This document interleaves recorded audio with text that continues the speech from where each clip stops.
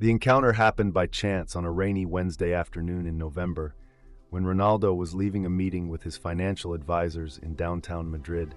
and overheard a desperate phone conversation taking place in the building's lobby, where a middle-aged woman was speaking frantically in Spanish to what appeared to be a funeral director. Her voice breaking as he explained that she couldn't afford the costs for her mother's burial service, but couldn't bear the thought of her mother receiving anything less than a dignified farewell that honored the woman who had raised 5 children as a single mother while working multiple jobs to keep her family fed and housed during decades of economic struggle that had never allowed them to accumulate savings for emergencies like unexpected medical expenses or funeral costs that could devastate families who lived paycheck to paycheck without financial buffers to handle life's inevitable tragedies.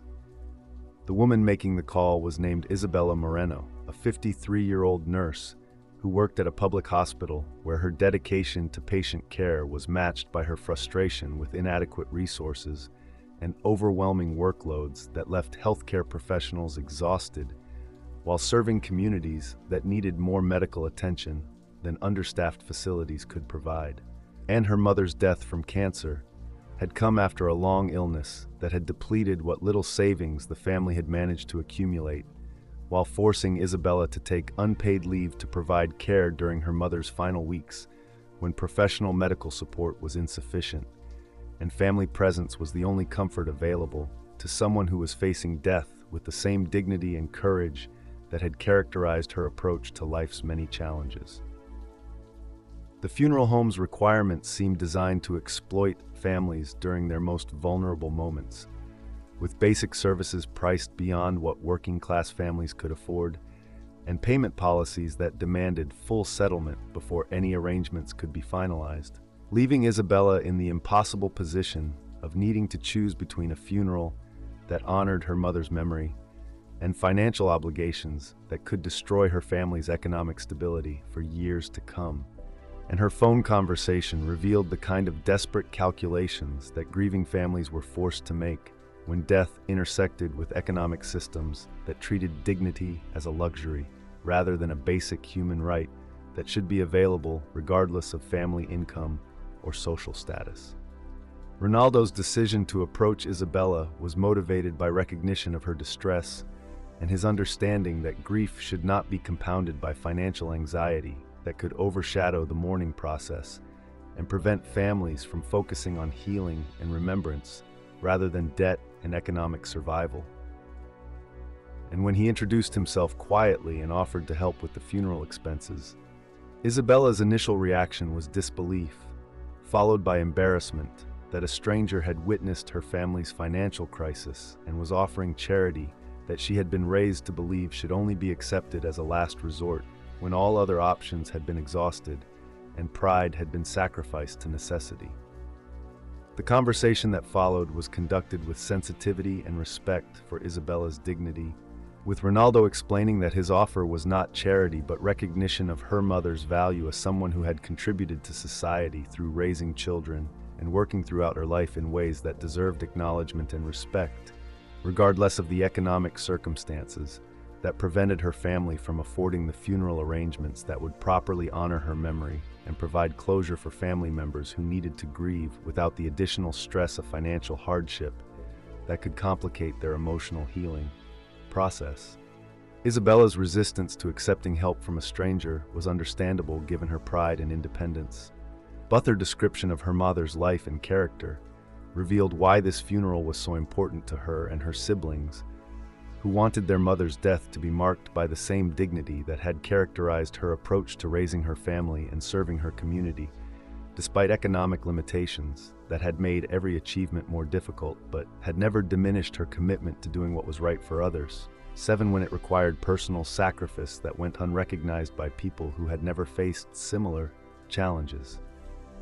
The details that Isabella shared about her mother's life painted a picture of someone whose contributions to society had been enormous despite never receiving public recognition or financial rewards that matched her impact on the lives of people she had touched through her work as a domestic helper who had cleaned the homes of wealthy families while raising her own children to value education, honesty, and service to others who needed help. and her death represented the loss of someone whose wisdom and example had shaped not just her immediate family, but also the broader community where she had lived and worked for over 70 years. Ronaldo's insistence on paying for the funeral arrangements was accompanied by his request that his involvement remain confidential, because the focus should be on celebrating Isabella's mother's life, rather than on the source of the financial assistance that made the service possible.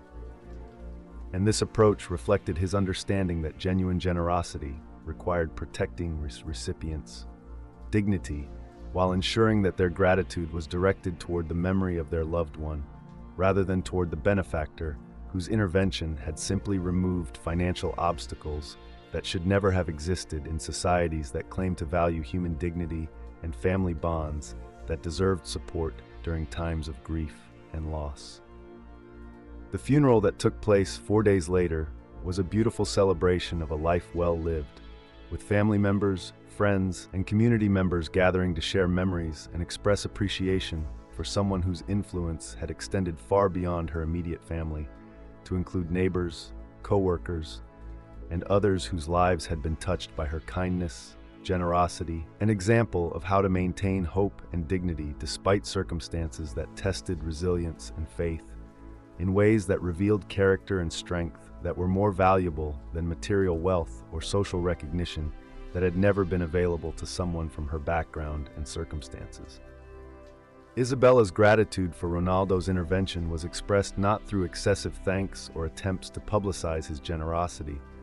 but through her commitment to carrying forward her mother's legacy of service and compassion.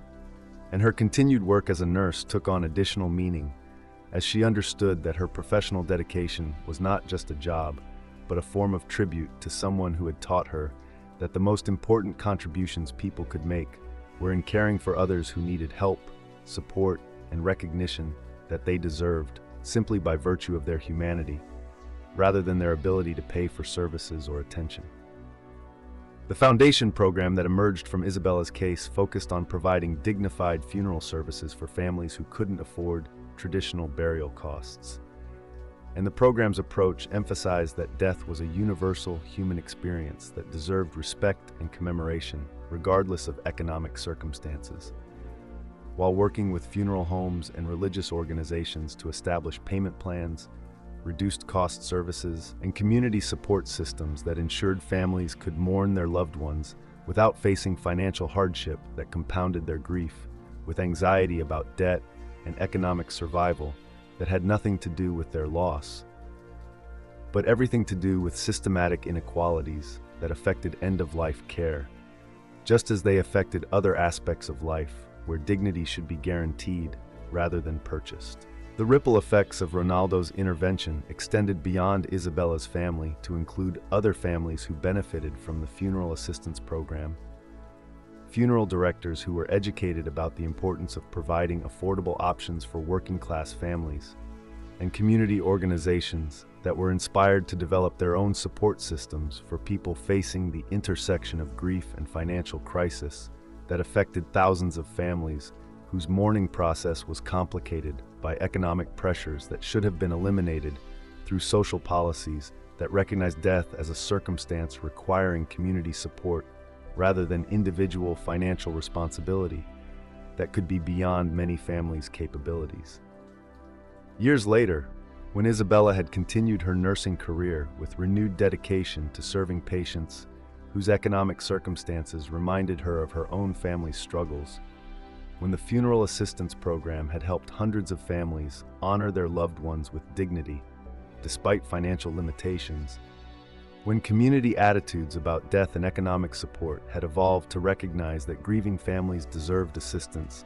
rather than additional financial burden during their most vulnerable moments. Ronaldo would reflect that overhearing Isabella's phone conversation had reminded him that wealth was meaningless unless it was used to address human suffering that was often hidden from public view but was no less real or deserving of attention than the publicized tragedies that generated media coverage and charitable responses,